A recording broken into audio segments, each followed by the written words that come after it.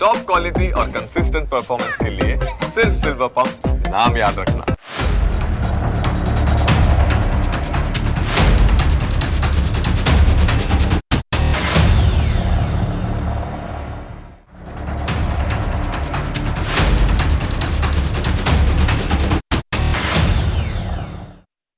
આજે એક એવા સમાચાર વિશે વાત કરવી છે કે જેનાથી આપણા સૌના મનમાં રહેલો જૂનો ડર જાગી રહ્યો છે. વાત છે કોરોના વાયરસ. બિલકુલ શ્વાસ અદ્ધર થઈ જાય એવી વાત છે, કેમ કે આખરે તો આ શ્વાસની જ વાત છે.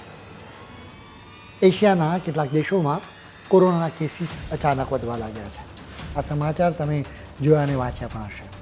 જેમ કે સિંગાપોર, હોંગકોંગ, ચીન અને થાઇલેન્ડ જેવા દેશોમાં કોરોનાના કેસીસ વધ્યા છે. ધીરે ધીરે આ ખતરો આપણા ભારત તરફ આગળ વધી રહ્યો હોય એવો ડર ઊભો થઈ રહ્યો છે. એટલે કેસીસના આંકડાઓ પર નજર કરવી જરૂરી છે. ભારતમાં 12મી મેથી 164 નવા કેસીસ નોંધાયા છે. અત્યાર સુધીમાં એક્ટિવ કેસોની કુલ સંખ્યા 257 છે. સૌથી વધુ કોરોનાના કેસીસ કેરળમાં નોંધાયા છે. કેરળમાં 12મી મેથી 69 નવા કેસીસ નોંધવામાં આવ્યા છે. મહારાષ્ટ્રમાં 44, તમિલનાડુમાં 34, કર્ણાટકમાં 8, જ્યારે દિલ્હીમાં 3 કેસ નોંધવામાં આવ્યા છે. આપણા ગુજરાતની વાત કરીએ તો 6 નવા કેસીસ નોંધાયા છે. ઉપરાંત હરિયાણા, રાજસ્થાન અને સિક્કિમમાં એક કેસ નોંધવામાં આવ્યો છે. સૌથી વધુ ચિંતાના સમાચાર મુંબઈથી આવ્યા. અહીંની કિંગ એડવર્ડ મેમોરિયલ હોસ્પિટલમાં કોરોનાના કારણે 2 દર્દીઓના મોત થયા છે. આ 2 દર્દીઓ માટે એકલો કોરોના જવાબદાર હતો એમ ન કહી શકાય, કેમ કે આ બંને દર્દીઓને બીજી ગંભીર બીમારીઓ પણ હતી. જેમ કે 14 વર્ષના બાળકની કિડની ફેલ થઈ ગઈ હતી, જ્યારે 54 વર્ષની વ્યક્તિને કેન્સર હતું. બીએમસી એટલે કે બૃહદ મુંબઈ મ્યુનિસિપલ કોર્પોરેશને સ્વીકાર્યું છે કે આ મહિલામાં કોરોનાના કેસીસ વધ્યા છે.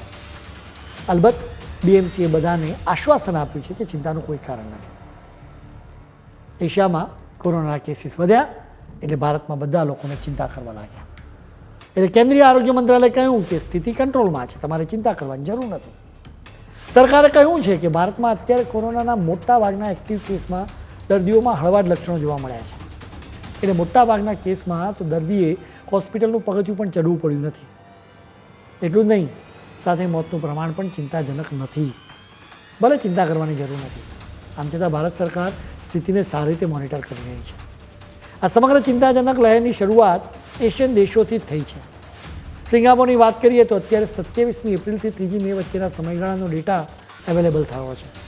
આ સમયગાળામાં કોરોનાના કેસીસની સંખ્યા વધીને 14,200 થઈ છે. એના પહેલાંના અઠવાડિયામાં આ સંખ્યા 11,100 હતી. સિંગાપોર દાવો કરી રહ્યું છે કે અત્યારની સ્થિતિને તેઓ પહોંચી વળે છે. થાઇલેન્ડમાં 11થી 17મી મે દરમિયાન કેસીસની સંખ્યા વધીને 33,030 થઈ ગઈ છે. બેંકોકમાં 6,000થી વધારે કેસીસ નોંધવામાં આવ્યા છે. એ જ રીતે હોંગકોંગમાં 10મી મે સમાપ્ત થતા અઠવાડિયામાં 1,042 કેસીસ નોંધાયા છે. એના અઠવાડિયા પહેલાંમાં આ સંખ્યા 972 હતી. ચીનમાં પણ કોરોના કેસીસની સંખ્યા વધી ગઈ છે. જોકે અહીં આંકડાઓની વાત કરવી નકામી છે, કેમ કે ચીન ક્યારેય સાચા આંકડા તો આપતું જ નથી. આ દેશમાં કોરોનાના કેસીસ વધવાનું કારણ JN1 વેરિયન્ટ છે. વર્લ્ડ હેલ્થ ઓર્ગેનાઇઝેશન મુજબ આ વેરિયન્ટના લગભગ 30 જેટલા મ્યુટેશન્સ છે. આ વેરિયન્ટ જૂના ઓમાઇક્રોન જેવો જ છે. અત્યારે તો એનાથી ગંભીર પ્રોબ્લેમ્સ થઈ નથી રહ્યા. મોટાભાગના કેસમાં હળવા કે મધ્યમ લક્ષણો જોવા મળે છે. શરદી, ખાંસી, ગળામાં દુખાવો, થાક લાગવો અને તાવ જેવા લક્ષણો જોવા મળી રહ્યા છે. લક્ષણોને લીધે નહીં, પણ બીજી એક બાબતને લઈને ચિંતા કરવાની જરૂર છે. આ બાબત એ છે કે આ વેરિયન્ટ ફાસ્ટ એન્ડ ફ્યુરિયસ છે. એ ખૂબ જ ઝડપથી ફેલાય છે. મોટાભાગના કેસીસમાં તો દર્દીઓને હોસ્પિટલમાં દાખલ કરવાની નોબત નથી આવી. અલબત્ત વૃદ્ધ લોકો, બાળકો તેમજ ગંભીર બીમારીનો સામનો કરી રહ્યા લોકોને ખાસ કાળજી લેવી જોઈએ. ફાઇઝર, બાયોટેક અને મોડર્ના જેવી mRNA વેક્સિનના લીધે JN1 વેરિયન્ટથી મદદ મળે છે. જે લોકોએ 2023-24માં અપડેટ કરવામાં આવેલા બૂસ્ટર ડોઝ લીધા છે તેમના શરીરમાં વાયરસ સામે લડવા માટે એન્ટીબોડીનું પ્રમાણ વધી જાય છે.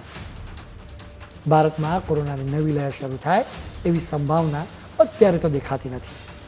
તમારે યાદ રાખવાની જરૂર છે કે કોરોના ક્યારેય ગાયબ નહોતો થયો. 2020 બાદથી જ કોઈને કોઈ દેશમાં તેની હાજરી જોવા મળી છે.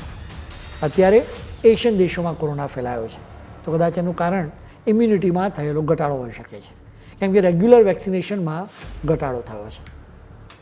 એકંદરે કોરોનાથી ડરવાની જરૂર નથી. અલબત્ત હંમેશા તમારે બધા જ જોખમો સામે એલર્ટ અચૂક રહેવું પડે, પછી એ જોખમ કોરોનાથી હોય કે ઘૂસણખોરીથી. ખેર, આજના ફૂલ સ્ટોપમાં આજે આટલું જ. નવા મુદ્દાઓ સાથે કાલે ફરી મળીશું. ત્યાં સુધી મને જ આપશો. નમસ્કાર.